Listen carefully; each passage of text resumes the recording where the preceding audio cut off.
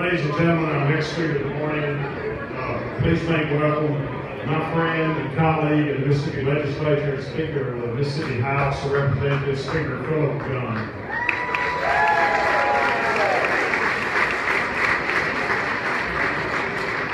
Well, good morning. Great to be back in Neshoba County among all my friends here. I get to come every year and I get to talk to you about issues upon which we can all agree. It's great to be in the room with a bunch of people who agree with everything I stand for. Well, except maybe on one issue. I see the makings of the Philip Gunn fan club all around here. That's great. Thank y'all for being here. It is true that I voiced my opinion about the flag a few weeks ago and made my opinions known. They are my opinions alone. They don't stand for anybody else. But we don't always agree, and that's the beauty of our country. Some can agree, some agree with me, and some don't. That's fine. Everybody's entitled to their opinion. The fact is, we can't do anything about the flag today. The legislature's not in session. There's no bill before us. It's not on the ballot next Tuesday. It's not on the ballot next November. So today, let's talk about a matter that is more pressing. Let's talk about something that is going to be on the ballot next Tuesday, something that is going to be on the ballot next November, and that is who's going to represent you for the next 4 years in the Mississippi House of Representatives. This is an election year. People are asking, what have you done for us, and why should we send you back?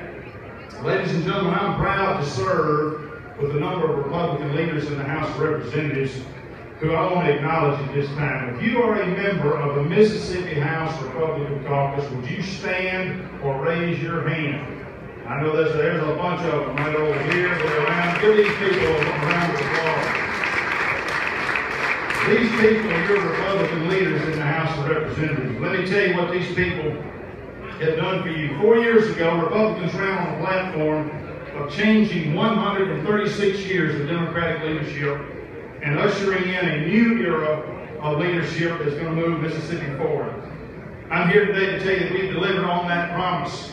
I'm going to talk to you today about a bright line of distinction. There is a bright line of distinction between Republicans and Democrats in the House of Representatives. I want you to see that difference. I want you to see the difference that Republican leadership has made over the last 4 years. Our track record is strong. I've got a lot of ground to cover. I've got a limited amount of time. I'm going to talk fast. I'm going to talk candidly, and I ask you to listen fast. First thing I want to talk about is spending. I got 3 numbers I want you to remember. $600 million, $400 million, and $1 billion with a V. The first number, $600 million. When the Republicans took over 4 years ago, the Democratic leadership of the House was filling our budget with one-time money. They were plugging holes in the budget with $600 million. That's money we did not have to spend. Republicans said that's got to stop, and we changed it. We ushered in a new practice of not spending more money than we have and living within our means. That brings me to the second number I mentioned, $400 million. That's the amount of money we have in the bank today, ladies and gentlemen. That brings me to the third number, $1 billion. What is that? That is the dollar swing from being $600 million in the hole to $400 million in the good. And that, my friends, is the difference between Democratic leadership and Republican leadership.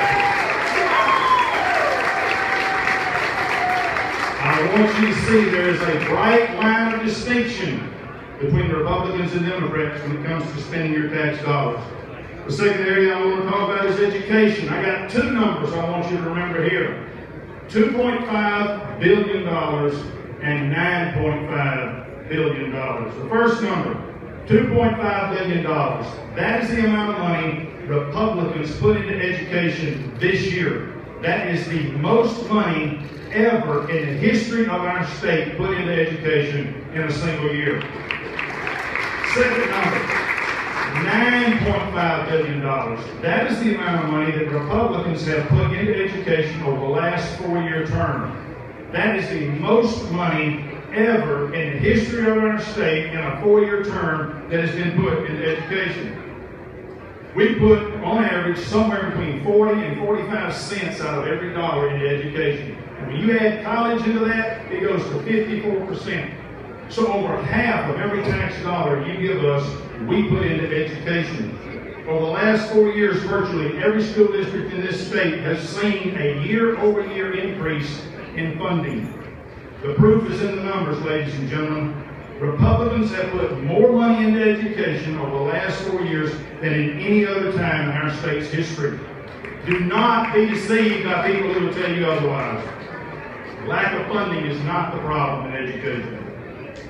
In addition to record level funding, Republicans have led with education reforms. We passed charter schools, we passed teacher pay raise, and we passed the 3rd grade reading gate. 91% of the kids in this state are now reading on grade level because of the passage of the 3rd grade reading gate. That is a tremendous accomplishment, ladies and gentlemen. I am here today to declare that education is a Republican issue. We are the ones leading out to change 136 years of being last in this country. We're the ones who are bringing forward innovative ideas.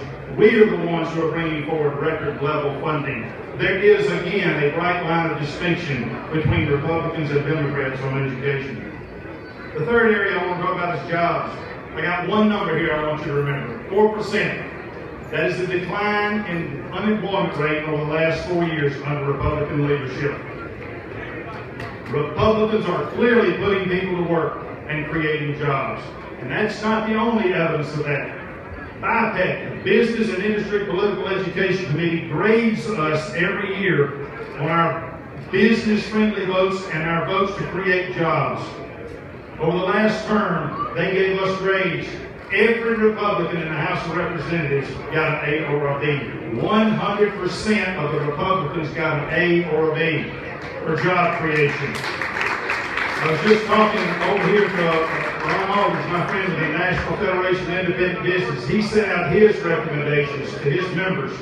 He said this is the first time in history they've been able to do a 100% endorsement of the candidates in the House of Representatives, all of whom are Republicans, for job creation in Mississippi.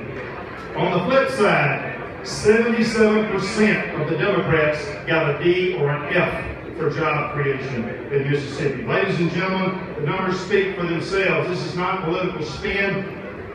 The scores show that Republicans are job-minded and Democrats are not. Again, there's a bright line of distinction between Republicans and Democrats in job creation.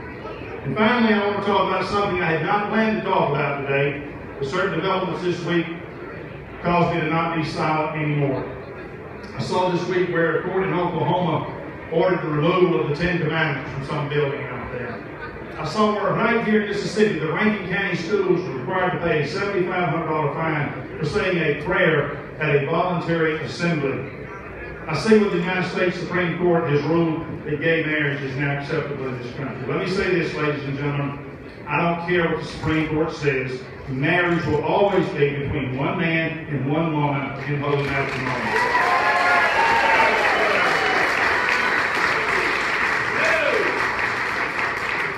From where I stand, ladies and gentlemen, it does appear that our religious freedoms are under attack. As long as I'm Speaker, I pledge to protect your religious freedoms and your rights to teach and operate on the basis of your Christian conviction. I'm troubled by the fact that the Democratic National Party has adopted, the Mississippi Democratic Party has adopted the platform of the National Democratic Party. 2012, the Democratic National Convention, they debated whether or not to include God in their platform. They have embraced the homosexual marriage agenda. Ladies and gentlemen, those who wear a D behind their name can no longer separate themselves from those issues. If you wear a D behind your name, that has now become your platform. Again, there's a bright line of distinction between Republicans and Democrats on your religious freedoms. What I have told you today is just a small sampling of what we've accomplished over the last 4 years. Time does not permit me to tell you about the passage of the Attorney General Sunshine Act, passage of the Child Protection Act, protecting your rights to carry a gun and expanding those rights. The Attorney General Sunshine Act, protecting tort reform and stopping the expansion of Medicaid. These are all things that these men and women that I had raised their hands have stood for and have done for you over the last 4 years. We have shown that Republican leadership makes a huge difference in Mississippi. Many of you know and have heard me speak in the past and know that I tried to play football at Baylor. I walked on, I wasn't very successful. I spent a lot of time on the sidelines. In fact, I spent all of my time on the sidelines. A few years ago, I was privileged to get an award at Baylor. Homecoming. They gave me an alumni award. I went back during halftime of a homecoming game. They took us out on the field and they gave us these awards. I told people later, I spent more time on the playing surface during that award ceremony than I did the entire time I was on the football team at Baylor. I know what the view is from the sideline. I was speaking in North Mississippi a few years ago, and the district where I was at had a Democrat representative, and the people in the crowd asked me, how important is it for us to have a Republican? And I said, well, I'm not going to debate policy with you. Let's just talk about the practicalities of that thought. Right now, Republicans are in charge of the House of Representatives. There is no foreseeable scenario where they're going to lose the majority. In fact, they're probably going to increase their number. So who's dictating the policy? Who's shaping the direction of the state? It's the Republicans. Every year we meet, fall of the year, we talk, we decide what we're going to do, we set forth a platform, and we decide an agenda. Your man, because he's a Democrat, is not a part of that conversation. Therefore, you and your district is not shaping policy. You're having no influence on the direction of the state. Secondly, when it comes to leadership positions, who do we pick? Well, we pick people who share our values, people who want to move in the same direction we want to go. So we pull out the roster of our team and we pick leaders from that list. Your man, because he's a Democrat, is not on that list. So your district has no influence in the direction of this state. Your district has no influence on shaping policy. Your district has no leadership role. Because you have chosen to send a Democrat to Jackson. Your man is on the sideline, just like I was on the sideline. If you want to get in the game, ladies and gentlemen, if you want your district to be in the game, if you want to have influence on shaping policy in this state, if you want to have a role of leadership in this state, then you need to vote Republican. If you have a Republican as a representative right now, you need to send him back. If you don't have a Republican as your representative right now, you need to get one as fast as you can and send him to Jackson and help us continue the fight to make Mississippi a better place.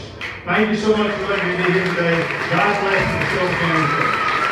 Have a good day.